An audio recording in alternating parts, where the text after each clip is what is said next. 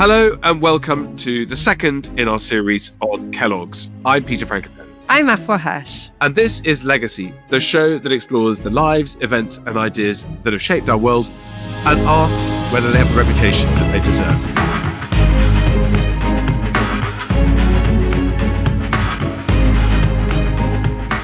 This is Kellogg's Episode 2, Snap, Crackle, Pop.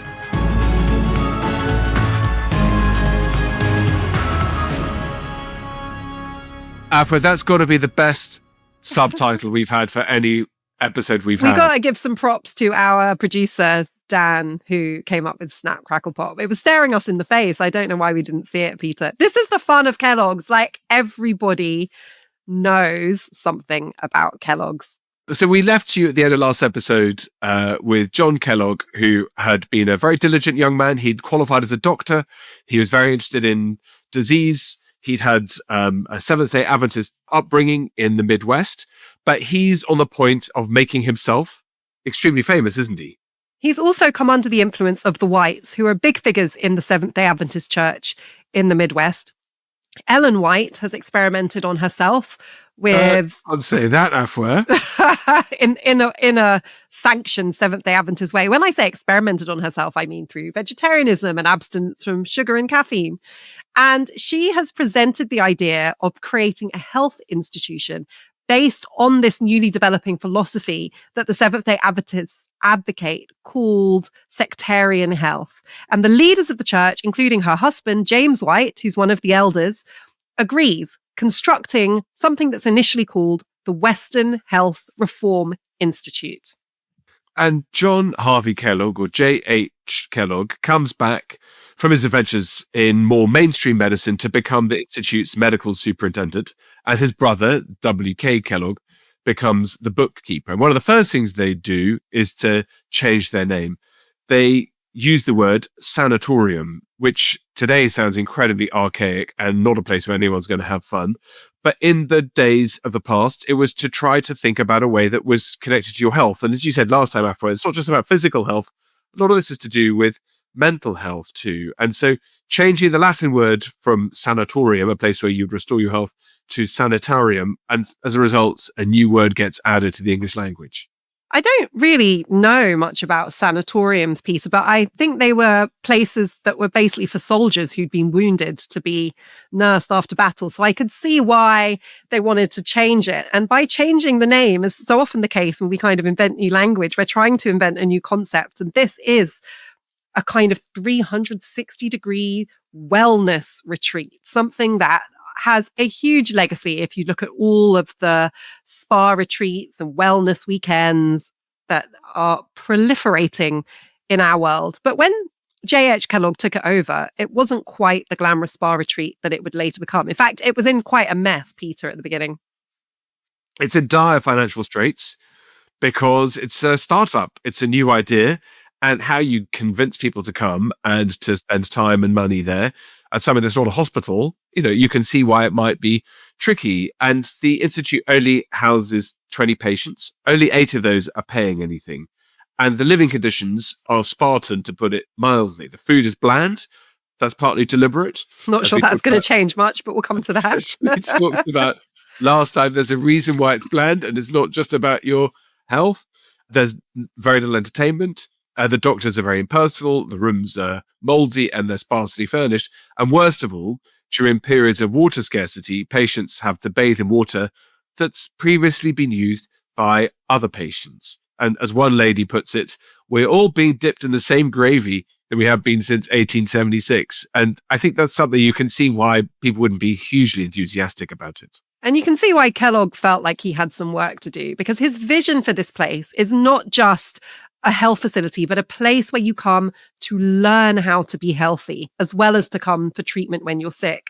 So he's thinking about how this can be a place of preventative medicine, of all-round wellness, ultimately something that we really would now recognize as more like a spa retreat. Well, not just that, he soups it up and upgrades it. So it becomes something heading towards luxury. 2 decades later, it becomes known, by the turn of the century, it becomes known as the University of Health, a mixture of a spa, hotel, restaurant, university, and hospital. By 1900, recreational facilities are added at nearby Gogwak Lake, and several farms are contributing hundreds of acres of land that provide the sanitarium with sources of milk, of eggs, of fruit and vegetables. And so, a bit like we spoke about last time, eating healthy, living healthy, and getting your body back in a good position is something that at the time seemed revolutionary. And then in the course of the 20th century, we probably lost sight of, but it sounds very voguish and very 21st century now. There's a huge emphasis on food from the beginning, which will make sense in the later story. They build a canning plant in 1896 so that they can preserve some of their farm produce to make it last longer. And it's massively scaling up the number of people involved. So during its peak in summer, the sanitarium is caring for 700 patients and employing nearly 1,000 staff whom they call helpers. And its fame is spreading.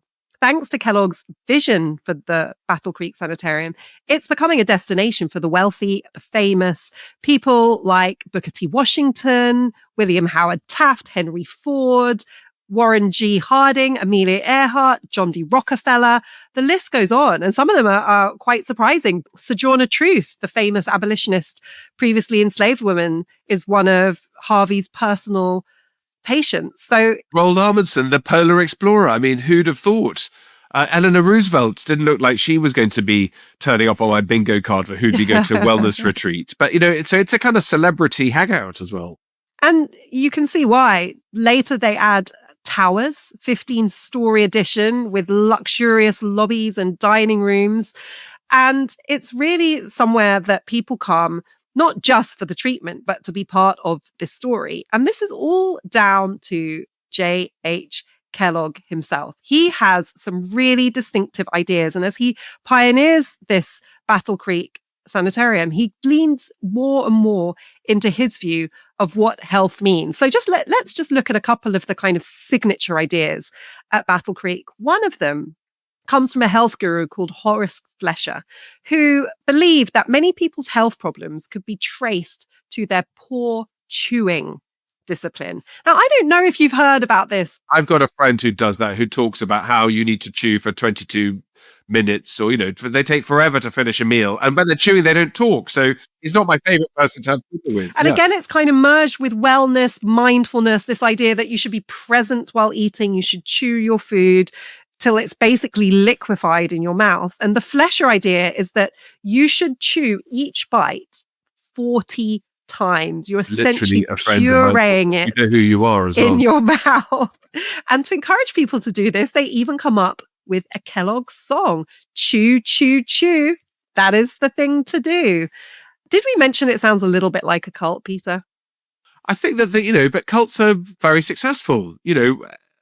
Everybody has a cult element to the lives that they do. It might not be in a middle of Michigan or surrounded by other people chewing their food, but it could be the football club you're part of. It could be where you go on Friday nights with your friends. Everybody wants to belong. And what Kellogg's genius is that he does two things very well. First, he works out how to tell a good story and how to sell a good story. That's part of it. You don't get Eleanor Roosevelt, Amelia Earhart giving up their weekends and coming to see you. In a day we're getting to this health farm, it takes time as well as money. But he's also very keen to spot these fads, as you mentioned, Afua. So he can see what's coming. He's basically a marketing genius. I mean, one of the other things he comes up with is auto-intoxication, which I don't have any friends who tried me on that one. Do you have an auto-intoxicant buddy? Well, again, I think auto-intoxication has been discredited, but the thinking around it is still, in my opinion, very visible in contemporary marketing. So auto-intoxication was developed by L. Metchnikoff, a Russian chemist at the Pasteur Institute in Paris.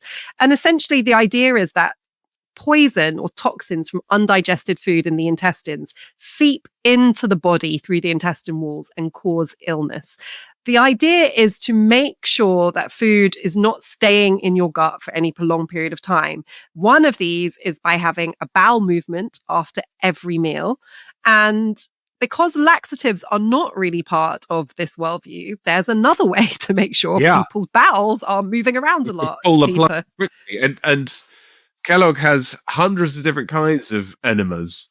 He believed, probably more than most people, that you need regular washing out because that will get rid of, your poisons, your dirt. your excrement. And there are plenty of people who love that sort of stuff. I'm going to get a bit personal. Have you ever had an enema, Peter? You know what? I was thinking as you asked that, I would say, why should I answer? But I don't feel embarrassed to say I never have. No, but I don't think there should be any shame around it. I mean, it's still quite a popular treatment. But I don't really want anything pumped up inside me, certainly not in that direction. But, you know, I do understand that is from the medical point of view, you know, keeping your colon healthy and making sure that you have proper health everywhere. You know, there are lots of these kind of weird stigmas where people think that some things are unnatural and not to be used by doctors, but enemas are absolutely standard medical procedures. So there's nothing wrong with it. I think some people contest whether it is healthy, whether our bodies actually want any interference with the process of digestion and bowels processing our own waste. But even if you accept that enemas are completely standard, and lots of people do them, the usual amount of liquid involved in an enema, Peter, is about half a litre. Do you know how much liquid J.H. Kellogg advocated using in his enemas? So usually it's half a litre. He is using 14 litres of liquid per minute through his patient's bowels. Yeah. He doesn't really do things unless he's going to do them to the extreme. So Kellogg is kind of very interested with biological living and longevity, but in particular with food. You know, he's in contact with European physicians and scientists, and it's the digestive system is something that's really interesting to him. So he encourages people to eat, well, very topical today, whole grains, fruits, legumes, other vegetables. He's been a vegetarian since he was 14. And, you know, like some of the other Seventh-day Adventists, he becomes pretty strict on banning spices, sugar, mustard, ginger, cinnamon. In fact, things that are anti-inflammatory. So it's a slightly funny one, but he's quite an accomplished gastroenterological surgeon. He calls this biological living. And as you said, Peter, there's a lot of emphasis on a vegetarian diet, on whole foods, on fresh air. And many of these ideas have aged pretty well, actually. There are some that are a bit harder to get your head around. For example, he believes in limiting the amount of protein in the diet. Anyone who knows anything about current ideas around strength, wellness, nutrition knows there's a huge emphasis on protein at the moment. And maybe we'll come back to that, because one of the things I take from looking at this history of Kellogg is how faddish our ideas about food and nutrition are, you know, and now I think this emphasis that you should eat, 1 gram of protein per kilogram of lean body mass, whatever. Say that again. I need to write that down. Say that again. What should I be doing? I probably got it wrong. I just know you're meant to work out how much you weigh, and there's a sum that you do to work out how much protein you should eat. And the reason I don't know it exactly is that it's such a huge amount of protein that I should eat if I followed that with my body weight that I kind of gave up before I began. But the idea of limiting protein is even if you don't subscribe to these huge quantities of protein now being prescribed, a bit difficult to get your head around. But there are other things, Peter, that are weirder. But Afua, it's not just about food, right? It's also about healthy living, again, in things that sound resonant today. So daily exercise, pure water, fresh air, sunshine, sleep. He's very keen on physical exercise and getting the body to look good. The sanitarium has a proper gymnasium with equipment that's designed to enhance body movement. It even has an elevated track for runners. In fact, an early version of the treadmill is often attributed to him. He really understood something that now everybody knows, which is that exercise, getting your heart rate up, being active is really important for overall health. This is in an era where exercise had previously been associated with people who were poorer and tied to working the land, being overweight and not having to be active at one point, not that long before, was regarded as a sign of prestige and wealth. This is a really significant legacy for the modern era, where actually affluence is about having the luxury of a good balanced diet, access to exercise and cutting edge techniques. These were all ideas that were happening at Battle Creek, and crucially linking exercise, diet, but also how we dress, the kind of clothes we wear, posture. So again, corsets, which were very constricting for women, he believed rightly, were bad for the female body, interfered with normal functions like breathing. He advocated open weave fabrics that allowed air to circulate, regularly changing your clothes and your underwear. All things, again, that have been completely assimilated and are unquestionable in like normal everyday life now. And I think all of these things make him sound very progressive, Afua. He's trying to say you need to allow your body to eat things that are useful and good for you. You need to be conscious of your mental health. You need to not be restrictive. And so body liberation, I guess that's what taking women out of corsets is also doing too. He's keen on exercise. So everything sounds like he's going to be very progressive and going to be someone who sets up the wellness movement. But that's not why we really remember Kellogg, who most people, when they think of him, will think of a range of different breakfast cereals. So how does that all fit together? Cereal is the innovation that Battle Creek will always be remembered for. And cereal was a deliberate invention, part of the Kellogg breakthrough. So they were doing all this experimenting at Battle Creek. They were using the kitchens to work out how they could make bland foods from whole grains.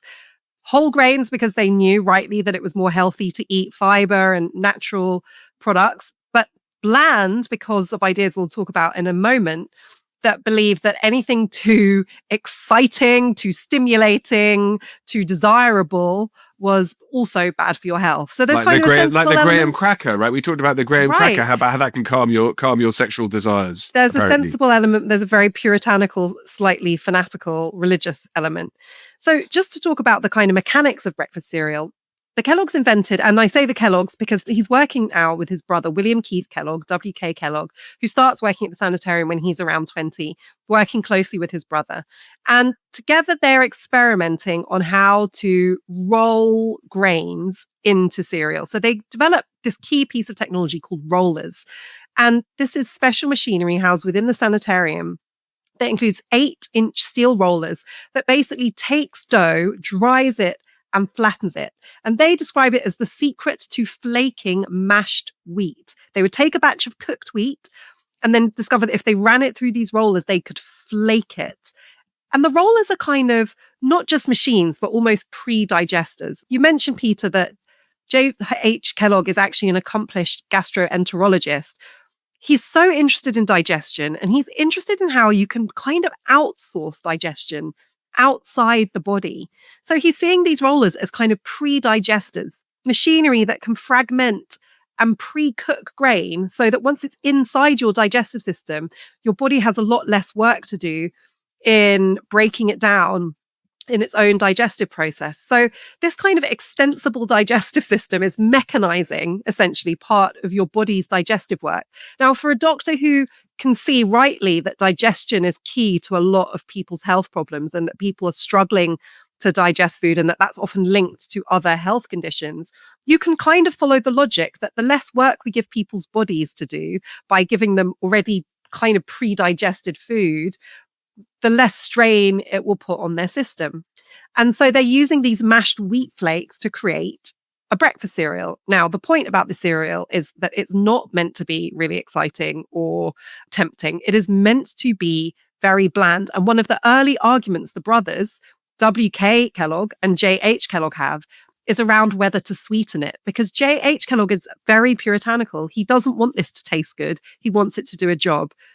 W.K. Kellogg sees an opportunity that if they sweeten this, it might make it more appetizing. Why is J.H. Kellogg so worried about things being appetizing, Peter? Well, we talked about this before. I don't know why you're turning the microphone to me for this bit, when you've done all the science and the digestion. While you were talking, I think we're probably a couple of months ahead of AI being able to do a mock-up of you and me dressed up as the Kellogg brothers, we're experimenting with the secret to flaking mashed wheat machines and the pre-digesters. And then the people watching this could see us in Battle Creek. So, okay, I'll tell you why. Well, it's two reasons. Number one, W.K.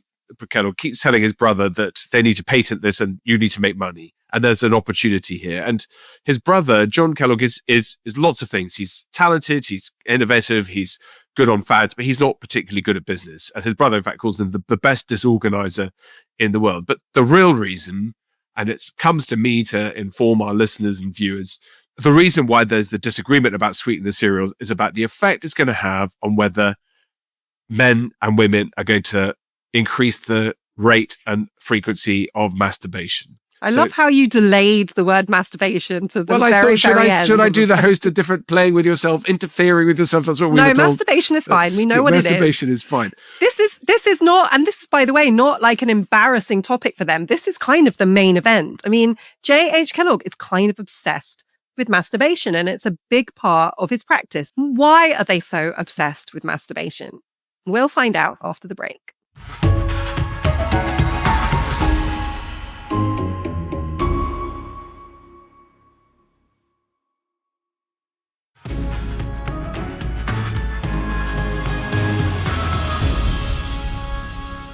So like a lot of people of the time, I'm just sort of so concerned. I don't want my children to listen to me talking about masturbation on the podcast. So for the record, anyone listening, this is not because they're too young, but because they're adults, and therefore that makes it even more I'm of a embarrassing different for you. generation to you, Afua. No one talked, when the word was mentioned, it was mentioned in hushed tones. We were told we were all going to go blind and that possibly we'd go to hell. So, but you might have Kellogg to blame for that, Peter. I do have Kellogg to blame, and the Book of Genesis, the sin of Onan.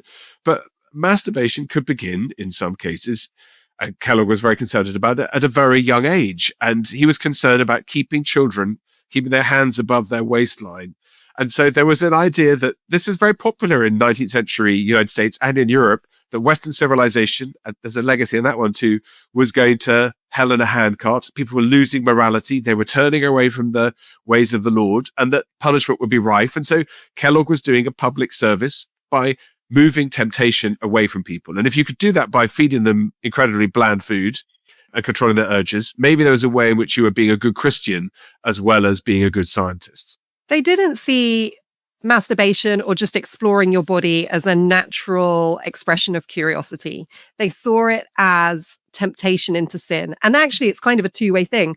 If you explore your body, you might be tempted into sin, and it might lead you down a path that is depraved. But at the same time, the fact that a child might want to touch their own body or explore, they saw as evidence that their parents had sinned. So, for example, Kellogg thinks that children who masturbate or even just touch their genitals are reflecting the fact that their parents had excessive sex during pregnancy, or that they masturbated themselves, and that there's this kind of like sin somehow is engendered in the embryo so that this child is born with this temptation to do this terrible thing. And the reason it's terrible, in their opinion, is because Kellogg actually believes that masturbation directly leads to health problems. He thinks not just the blindness that you were told about when you were young, Peter, but also constipation, hemorrhoids, bladder infections, fissures, uncleanliness of the organs. So I suppose if you adopt this worldview, you could see why you would be very vested in trying to stop your patients.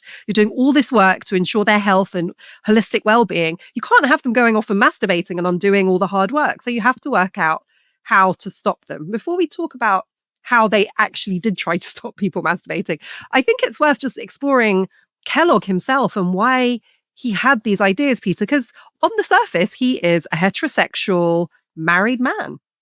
Well, you say on the surface, I'm not so sure. I mean, he marries Ella Eaton in February 1879. She's a Seventh-day Baptist. She has a degree in nutrition, looks and sounds like a match made in heaven. But as far as we know and can tell, they never had sex. I mean, they were completely devoted to each other. They were married for 41 years, but they never consummated their relationship. And I think that was partly because Kellogg felt that sexual intimacy would sap his vital powers. And, that's quite something. In the meantime, his wife also believed in abstinence and included a purity pledge in a pamphlet called Talks with Girls, written at the end of the 19th century, which encouraged adolescents to stay away from anything that might get them to sin. So ironically, when they go on honeymoon, he spends some of his time revising a book that he previously published called Plain Facts About Sexual Life. Imagine spending your honeymoon writing a book about abstinence. The thing that I find so unusual about this, it's not at all unusual for people to promote abstinence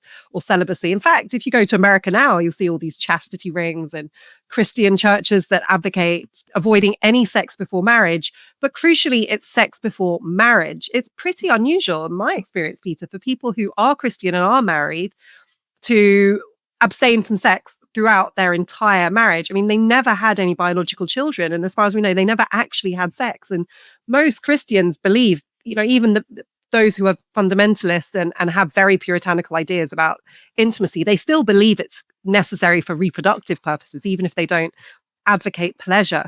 So this is really extreme. And there's lots of theories about why he was so appalled by the sexual act.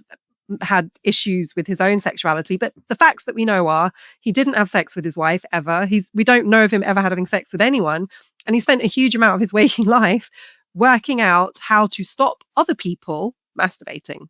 But there's a big market for this stuff. So his book, Plain Facts About Sexual Life, sells 500,000 copies, which is enormous relative to the size of the United States at the time. It's huge. People are really interested in human reproduction, in heredity and puberty and so on. But by far the biggest section is with what he calls the solitary vice, the way you can have fun on your own, masturbating, and talking about the signs of occurrence, how do you stop it, the diseases that it apparently leads you to, including heart disease, sore throat, headaches, you name it.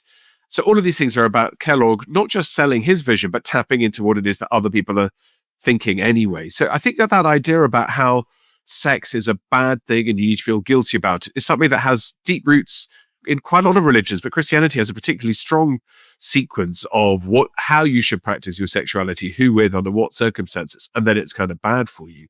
So he's tapping into something that's bigger than just himself. And he goes to quite extreme lengths to try and stop his patients masturbating. So one big area, which we'll come back to, is dietary control. Again, this idea linked to Graham and others that bland foods that don't excite passion will help you live a life of abstinence.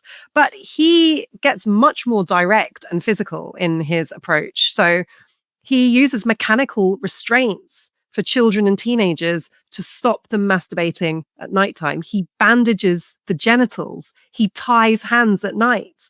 He uses cages or enclosures to prevent access to genitals. And I think one of the most controversial and extreme measures is a kind of form of female genital mutilation. He suggests applying carbolic acid to the clitoris. Basically, an extremely painful chemical cauterization that he thinks will reduce sexual sensation and prevent masturbation. For boys, circumcision without anesthesia, believing that the pain will discourage future masturbation. Basically, he's traumatizing people's genitals. He's trying to make your genital area associated with pain and trauma so that you won't want to go anywhere near it. I mean, that is barbaric. Well, so can you imagine a weekend with the Kellogg's, right? You're going to get fed healthily but tasteless food. You're going to have your hands strapped behind your back. You're going to have potential carbolic acid poured on your clitoris, or you'll have forcible circumcision done by Kellogg himself. There's going to be a song that lasts for about 40 seconds because you've got to chew every mouthful for 40 seconds that have the chewing song. Then you've got to go to the gym to go and work out. I mean, I was going to say, I can't think of anything worse, but having said that, I know a few people who I think that's most of that, not maybe all of it, sounds like an ideal long weekend away. I'll tell you who that's reminding me of, actually. I follow a few... Don't name them for legal reasons. I won't name them, but you can find them. I follow a few longevity gurus. Oh, yes. They love this stuff. Oh, my goodness. Their lives make me depressed. And listen, I go to the gym. I eat healthily. I'm all for maximizing health. I would love to age well.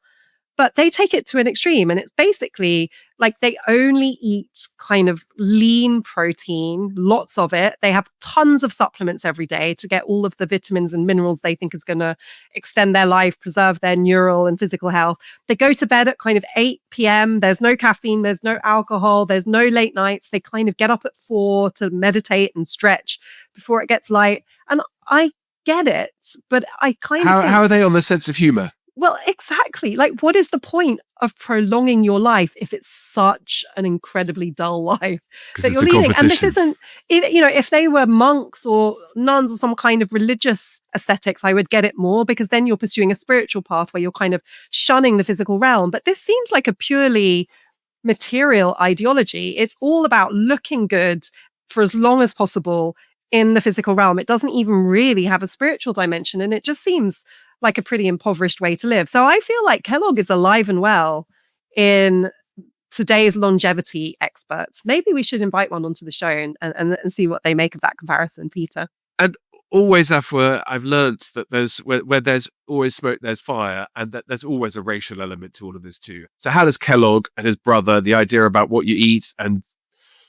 self-control, how does that fit into ideas about eugenics and race? Well, Kellogg is a raging eugenicist. He is, I suppose, part of a culture at the time where these ideas about race degeneration and the potential to better the race through segregation, through selective reproduction are really, really popular. But again, he takes it to an extreme. So the eugenics movement really begins in earnest in the 1860s, fostered by this idea that you can improve the human race by applying the principles of heredity to human reproduction.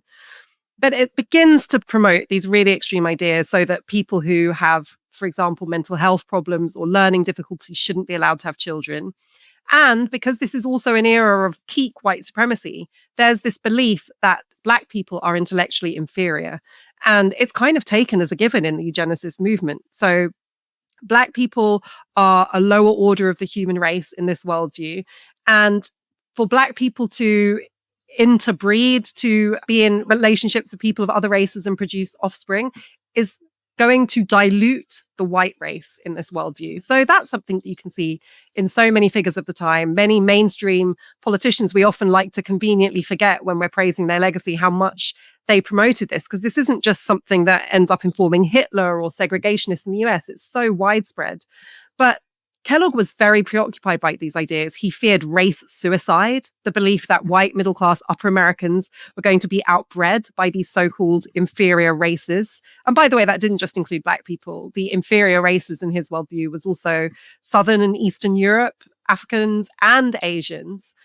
And it was a very contradictory worldview, because while this is completely undiluted racism, he also had these kind of paternalistic ideas towards other races. So because he and his wife didn't have sex or have any children, they adopted many children, as many as 40, and some of them were of Black or Asian heritage. So I can only imagine what life would be like as a child of color being raised by the Kelloggs. Not only no seasoning on your food, your hands strapped at night, but also being told that you're from this inferior racial background, that you belong lower down the hierarchy of humanity. But I don't want to excuse any of that or put it in the context. I think if people are listening to this will understand all of that anyway. But, on the other hand, in some ways, at least, Kellogg was quite progressive, and he refused to segregate people based on their skin color at Battle Creek, either as patients or as students. He had good relationships with the Black community too. And there were African-American physicians and nurses graduating before 1917, which is, at the time, not just being progressive. I think that's unusual that you see that kind of level of tolerance and promotion. So, as you said, it's contradictory. So on the one hand, he's got these kind of ideas about race suicide and replacement theories that have their own legacies too. But at the same time, there are ways in which you can see that he's being quite thoughtful about what it means to be human and try to look past some of the terrible prejudices that are so alive and well at the time and have continued. And as we said, some very famous African Americans were patients at Battle Creek, including Booker T. Washington and Sojourner Truth. So it is a complex picture. And I think for me, what's so sinister about it is it kind of indicates that eugenicist ideas were just so widespread at the time that they didn't even really stand out. It wasn't something I think made Battle Creek seem out of bounds to people who weren't white, because he was just one of very many powerful white men who advocated these theories while doing other things that were progressive and helpful. And it's such a shame that somebody would use their outside the box thinking in other ways when it comes to health and well-being to promote so many ideas that were very destructive, not just on race, but also on sexuality and how to encourage people to have a kind of complete relationship with their body. It's one thing to advocate health, exercise, food, but to teach you that your body is shameful or that your race is shameful has the potential to undo all of those other benefits. So we've talked a lot about Kellogg, the man, and his ideas. But when we think about Kellogg's now, we're thinking not so much about the individual people involved, Peter, but the legacy that J.H. Kellogg and his brother W.K. Kellogg built.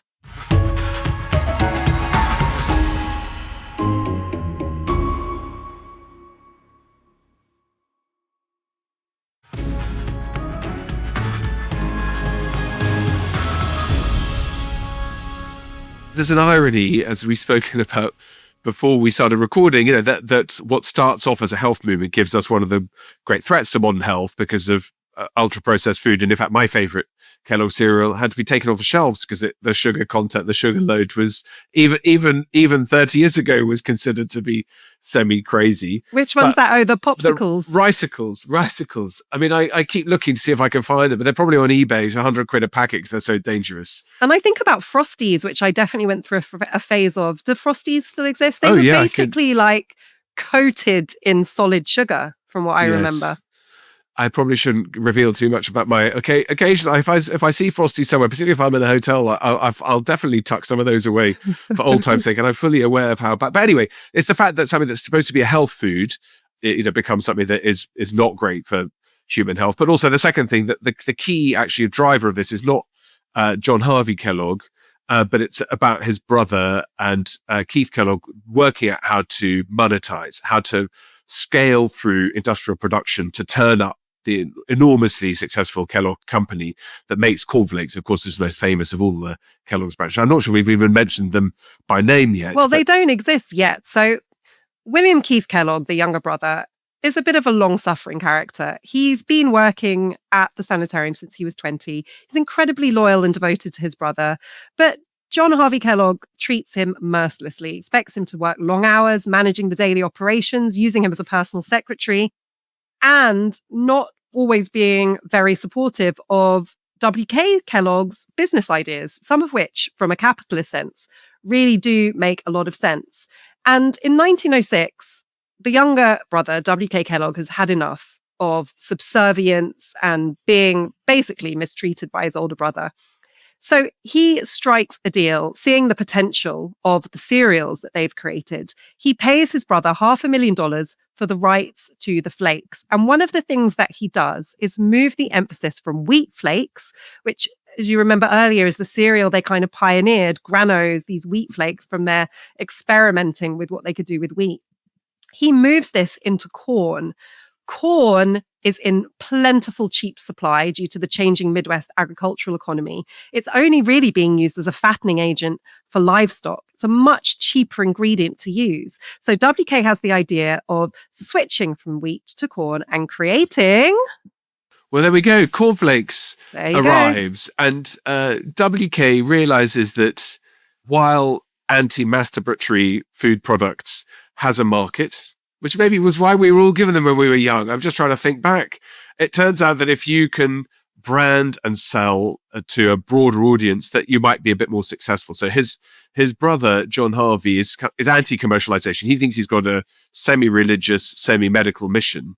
But WK starts to push Kellogg's into become something really successful. And it's so successful that it breeds a whole generation of rivals. In Battle Creek becomes the kind of cereal city, still its name, by the way, of the whole of the cereal industry, where loads of companies, 80 companies, stand up and go bust trying to do the same thing in the same way, their own version of health foods.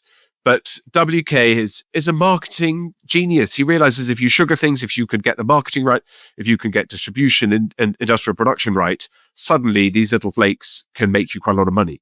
The key development is sugar, because J.H. Kellogg had promoted this as a bland food with curative properties. W.K. Kellogg works out that if you add sugar, you make this tasty. And he is now marketing the product based on simplicity and taste. And sugar is so controversial because it's not healthy. And J.H. Kellogg, who really does care about health, knows this. But W.K. Kellogg is more interested in how he can create this massively commercial product. And without sugar, there would be no story about cornflakes taking over the world. I'm not sure that's right, Afua. The sugar is a big part of it, but everybody who thinks of those Kellogg cereals recognizes those boxes. And that is incredibly important. W.K. Kellogg invents the wax-type package that maintains the crispness and the flavor, but it's also very distinctive. It's very, very easy to pack. You get the colors right, you get the logos right, and Bob's your uncle. And then what WK does is he starts to spend on aggressive advertising. He spends more than $1 million on advertising in 1915. And the strategies he comes up are, at the time, incredibly daring, including, and when we read the scripts, when we did our research on this one, when we talked about it was asking housewives to wink at the grocer, I misread that briefly, thinking that that's not what the grocers are doing back the anti-masturbatory was maybe still there.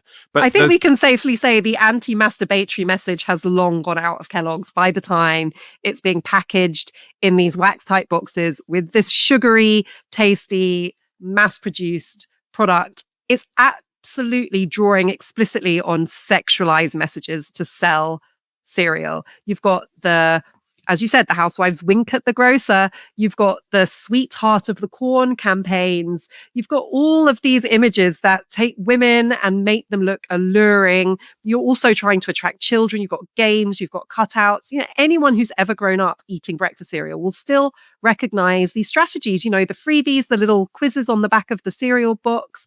These were part of the genius of W.K. Kellogg's marketing. Those little mind. toys on the inside, those were jackpot. I mean, they were like catnip. I mean, you couldn't resist trying to get whatever it was that was in there, a card, teddy bear, you name it. But that appeal to mothers and to women was a really important part of it. It's an easy, quick way to have breakfast. And then Kellogg was smart. He paired cereal with milk, which wasn't how cornflakes had originally come into being. But milk was being pushed as an important way of improving national health. I mean, you have JFK in the mid 20th century drinking milk to prove that it's safe, that cows hadn't been radiated by US nuclear testing. And so to get a kind of perfect food that was good for you, that was healthy, that was quick, and that was cheap was a kind of way of changing the breakfast habits of everybody in the United States. But I'm interested, Afua, in how what this looks like for the legacy, what the fact that people have been eating these kinds of cereals for 100 years have done in terms of the longer term legacies of Kellogg's and cereals. I'm just thinking back as you're talking to my own childhood. So, a little black girl growing up eating Kellogg cereal with milk for breakfast. Number one, completely lactose intolerant, as many Black people are. In fact, many people who are not of kind of Northern European heritage are quite lactose intolerant. Two, it's basically carbohydrates and sugar, neither of which are necessarily what your body needs first thing in the morning, especially not the sugar. And it took me a long time to realize that breakfast cereal has absolutely no connection to what I nutritionally need in the morning. If you look at that on a macro scale, you can see the impact that this idea of eating sugary carbohydrates with milk for breakfast, the impact it's had on health. So today, the top 10 food and beverage companies with sugar-heavy mega brands spend over $6.9 billion advertising per year in the US. And many of them are high sugar cereals that hide behind healthier versions of the same brand name. So even as the brands have kind of tried to evolve, like Special K, for example, which actually is another very controversial Kellogg's brand that was supposed to be healthier, the reality is these products still contain a lot of sugar. And now scientific research is pointing to breakfast cereals like Kellogg's as a major culprit for the overconsumption of added sugar in the American and in generally, I think, the Western diet. It's now being linked to obesity, diabetes, cardiovascular disease, high triglycerides, and hypertension. And world organizations like the WHO recommend sugar intake limits far below the typical American consumption level. So they're saying there should only be 6 teaspoons of sugar per day. Some of these breakfast cereals exceed that in a single helping, Peter.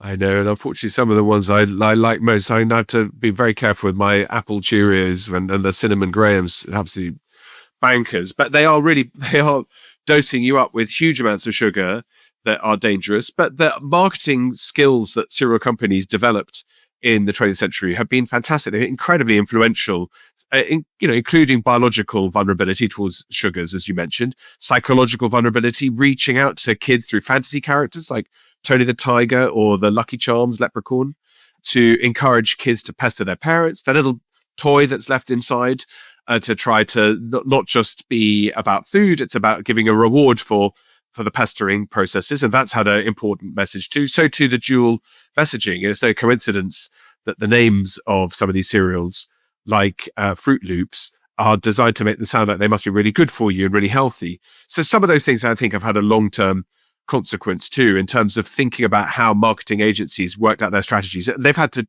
change and adapt those because regulators have caught up with them in lots of cases to force them to cut sugar levels and to stop reaching and promoting and advertising to kids.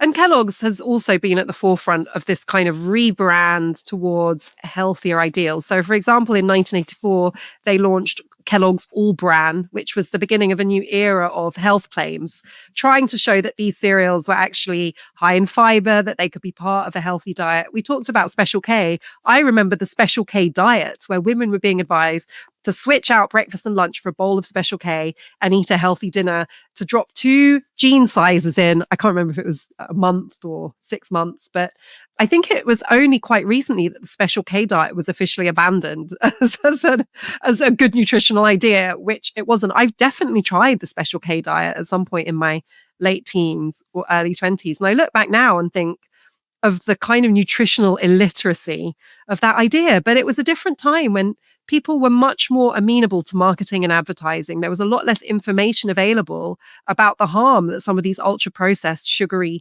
foods were causing our health. And I think now we're in a situation where people have much more knowledge, but are still addicted to some of these products. And also the way they're marketed to kids is so effective that even if you don't want your children to eat them, they still want them. So for example, my daughter's got a really close friend who, whenever she comes to stay at our house, immediately asks for Cocoa Pops because she's not allowed them at home. Her mum is completely adamant that no sugary breakfast cereals should be consumed in their household.